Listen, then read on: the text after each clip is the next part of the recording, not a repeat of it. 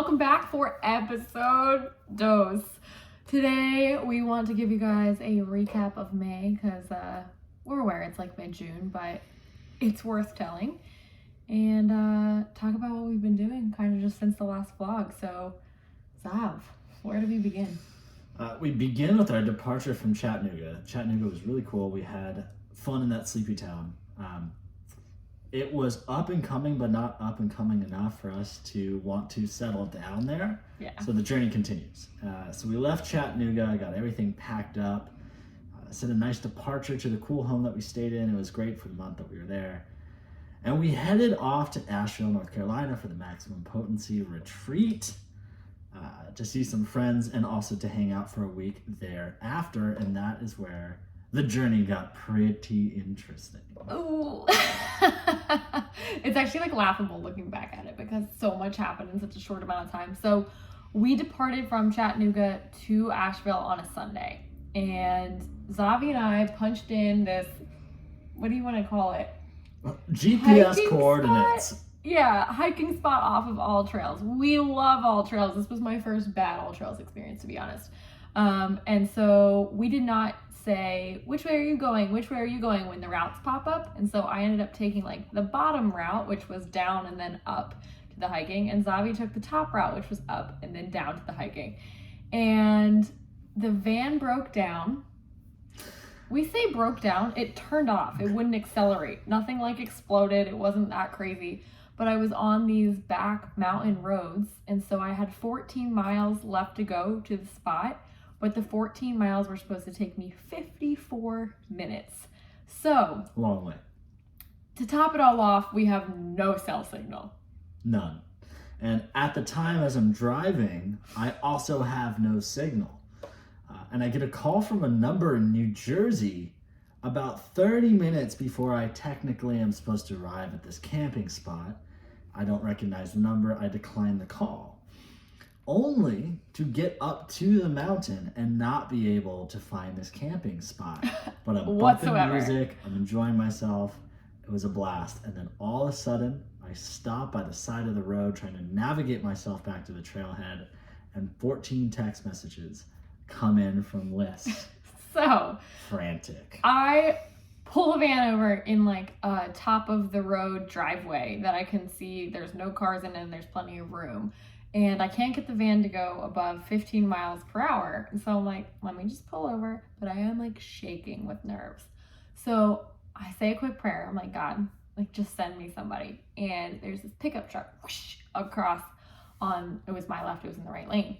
And I looked out the window, and this girl and her boyfriend and the boyfriend's dad, so he was like, what, 89 he said he was? Mm-hmm. They stop. She gets out of the truck. She's like, girl to girl, what is wrong? Like, I know something's wrong. And I was like, where do I begin? My boyfriend has the Tacoma. I have the van. We're on this van life journey. We're stopping at this hiking spot. I don't know what it's called. It's just these coordinates in my GPS. I'm like a hot mess. And I start rambling. And she's like, hang on. So she goes over to her boyfriend and she's like, can we like take Lissa to the spot she's trying to get to? Because, okay, first of all, what strangers drive someone 54 minutes to like not even a real address? That was crazy. So their names were Ned, was the grandpa, Jody was the girlfriend, and why am I forgetting the dude's name? Well, I'm glad that you are, because I am too. Oh! He like saved our life. He saved our life. Vince And Jody, there it is. Okay, so Vince and Jody to my rescue. They put me in the pickup truck and leave the van where it is. And we were on Junaluska Road. If you guys want to Google that, feel free. Google it, and let me pause there because I get 14 texts around that time. The van is broken down. I can't get it to go past 15. I'm pulling over to the side of the road. I'm in a stranger's truck. I'm coming to find you. I can't find you all at once because that signal came in. And all I get was the van broke down on Junaluska Road. And so I'm sending texts. I'm like, fuck. I go into this like really just juvenile mode of like, all right, what would a Navy SEAL do? He would like, he'd remain calm. And he wouldn't get frantic or panicked. He would just stay calm. For sure not panic. Yeah, stay calm. So I'm driving. I'm whipping the back roads of this mountain at 50, going around curves. I'm like, shit, I might die on the way to get her. Anyway, so finally arrive at Junaluska Road. Wait, we have to go to the part where I can't find you at the hiking spot. Oh, I thought I included that. We did. No, you said you never found it. Yes, I never found the camping spot, and she never found me. I was in the back of their stranger's truck, sweating, looking at every pull off. Was like, where's the truck? Where's the truck? Where's the truck? Because this was like a national forest access road. It wasn't like a nice hiking parking lot with like a bathroom or anything like that. Mm-hmm. So we drive 54 minutes, and I'm like, Zavi's not here. Like, what do I do? I had gotten enough signal to call my best friend to tell her to call Zavi because we were on the way to her house and say, if you guys can get in touch, like, let him know that this is what I'm doing, and I'll go back to the van, and the van is on this road. And the road's like 17 miles long, and it's the mountains. Mm-hmm. I have no address to give them, or to give Zavi or Megan. And so, anyway, I'm like, I guess we'll just go back to the van. So they drive me the 54 minutes back to the van, and I say to Zavi, I'm going back to the van. I'll be there at 12:45 or 1:45, whatever time it was. And I ended up getting just one text from you that said like ETA 12:40 or something like that. Which is hysterical because I probably sent like 9. So bad. So I get there, Zavi gets there 4 minutes later, and we're hugging, and I can tell that he's like staying calm, but is not calm whatsoever internally. He's like, are you okay? I'm like, are you okay? And then we're like, what the heck do we do? And so lesson learned, if you're going to host a retreat, definitely don't get there the day of, because it was Sunday. And what did I say to you like 16 times? I was like, I'm so glad my retreat's not till Tuesday. I'm so glad my retreat's not till Tuesday, or I would have had a whole full house of people waiting on me with no food and no real direction. So I was super grateful for that. Mm-hmm. My favorite part of that story is when we decided to de-stress and off-gas by peeing in a random yard right next to where the van broke down. So bad. It was an Airbnb. Yeah, sorry. Yeah, it was an Airbnb. So 5-star review for that, even though we didn't rent it. Then we decided to leave the van in Vince's front yard, in a stranger's front yard, for 9 days while we went to host this retreat and begin our vacation in Asheville, which was definitely not a vacation. We stayed in a tiny house. It was super cute. But it was anything but a vacation. We ended up listing the van on a Monday. And on Tuesday, the van sold. Like, it never happened. Not to mention the fact that Vince was friends with the town mechanic. Yes. Who took a look at the van and told us, for the second confirmation from a mechanic, that nothing was wrong with it. So we're looking at each other like, how is nothing wrong with it? What is going down? What sign from God are we getting here? So we decided to sell the van. And as Les said, we sold it within a day. First person to come look at it, he's like, yeah, I'll take it. And then he goes, I have all the cash. Like, so we're standing in this Airbnb, like counting $100 bills, making up all these like bills of sale. You had the laptop out. That was a whole nother complicated thing that's not that entertaining, so we'll leave it out. But lots of paperwork and cash was flying around this Airbnb. It was raining. It was raining. Shout out to Kevin who bought the van. But this is what was kind of crazy about it, is I had said to you, like, how could something that was such a yes become such a no? And it was like such a clear yes that I was supposed to buy the van, and then all of a sudden it was like hot potato, like, get this out of my possession. And what was so crazy is, like, I even told Kevin about what happened with the van. I was like, yeah, like, randomly stopped working the other day. He's like, that's fine. Like, this southern guy. Only happened once? He's like, oh, cool. Yeah. Oh, that holla, I know that place. He's like saying, we're like, what? And we found that dog. We found a random dog on the way down to pick up the van. And the forest vibes are super strange. And then there's this dog in the middle of the road. We take it to the fire station up the road. Please do the imitation. What's his name? Charlie. Charlie. So we meet Charlie. No, the dog's name was Charlie. Who was the dude's name? Anyway, a southerner in the Navajo forest. Navajo fire standing there with a huge fat lip of tobacco going...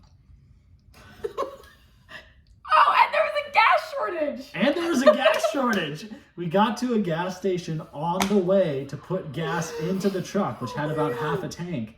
And there's a line, and we're like, well, clearly there's still a gas station around here, whatever. And had gone to one before that where all the pumps had just stopped. Like, what is going on? So we get to this gas station. And we still have a van to get back from this mysterious location in the middle of nowhere. And tell them what happened with the lady. So I pull up, and I don't know. I haven't spent that much time in North Carolina. So I get there and someone's pumping gas and I think to myself like, oh, maybe it's like Jersey. Like I can't pump my own gas here or whatever. And so I roll down my window and the lady's like, what do you want? I'm like, oh, if I could fill it up with regular, like that would be great. And I'm handing her like 220s. And she's like, oh, I can only give you $20. There's a gas shortage on the entire East Coast, she says. And I'm like, what? So now we're Googling headlines while like sitting in this truck. I'm just panicking at this point. I'm like, what? Like, why is everything happening all at once? It was so wild. But we ended up making it back. Mm-hmm. Van made it back, drove smooth the whole time. Unbelievable. You drove it. I was so grateful that you drove it. I was like a shaky mess because it was by the grace of God that we broke down near Vince's house and he was like willing to help us and he had a mechanic friend. But I said to Zavi, like, we still have an hour and a half drive over to Asheville. Like, what if we break down again? And we're not that, like, what if our luck runs out kind of a thing. And that was the craziest thing.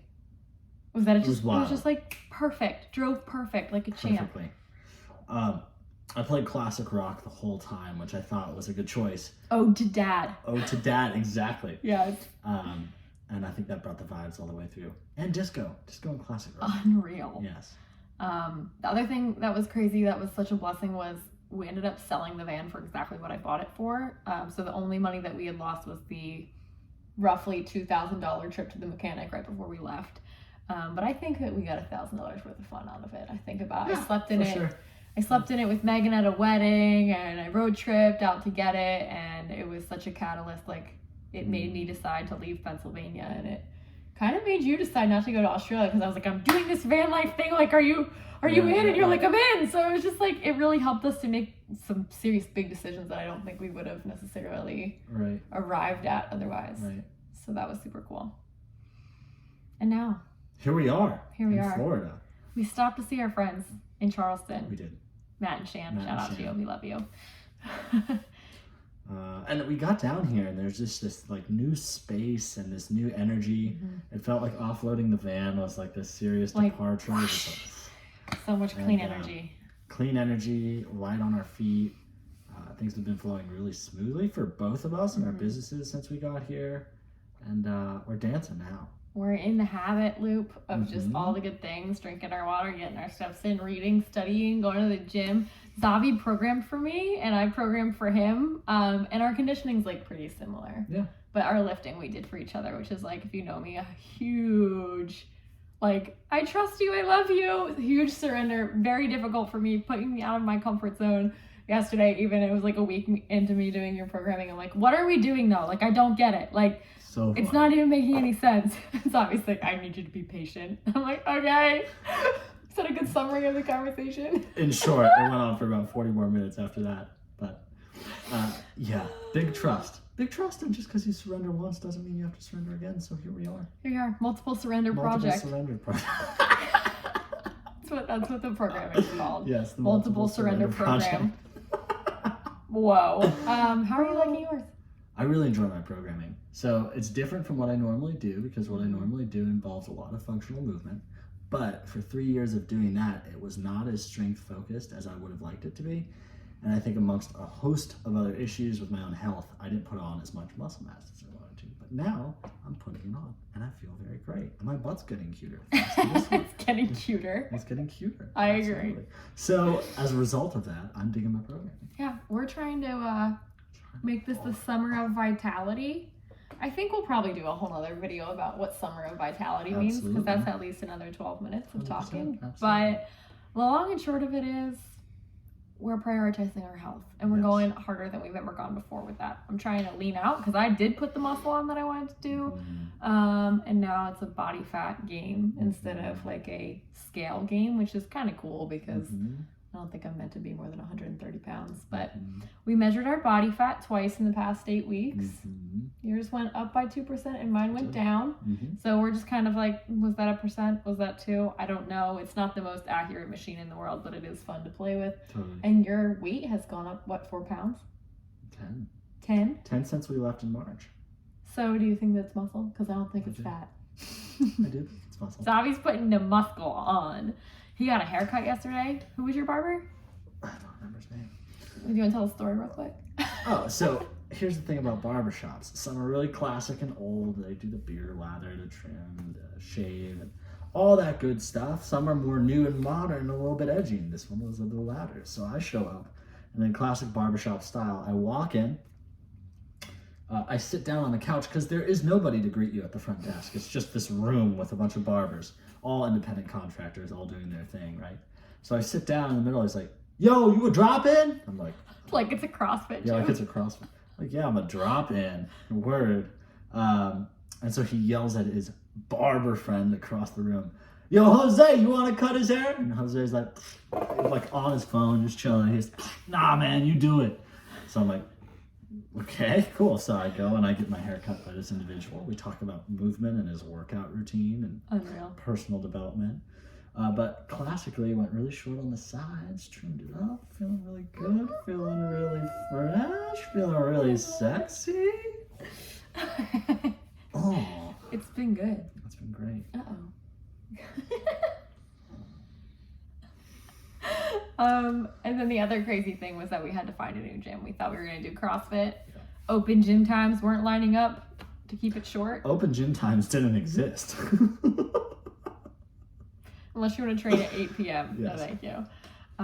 So we're going to Lifetime Fitness and kind of loving it. Kind of There's loving a it. sauna and a sauna. And a sauna. And also they have a sauna. Yeah, a So sauna. I'm just In saying. the men's bathroom, they do have a sauna though. So that's And a cool. steam room. And a steam room. And like all the weights you could ever want. They even have a ski erg, which I was super impressed with. Love the urge. Airdyne. All right, question for you guys in the comments. Does your significant other say anything that you say, but they pronounce it differently? And if so, like, what is it? Because Avi's saying urge, U-R-G-E, and I'm saying erg, E-R-G. Mm-hmm. My parents, my mom says salmon, my stepdad says salmon, and it drives my mom absolutely nuts. So I'm curious what yours are. What does your partner say that you're like, why? Let's give them a few. The be-all, end-all, or the end-all, be-all? Yes, I'm more of a be-all, end-all myself. I always say end-all, be-all. Okay, say something with an A in it, love. What do you want me to say? Mm. I'm so mad. I'm exaggerating it now, but mad and bad and home. Home. I think that's just the Philly. Do you still do water?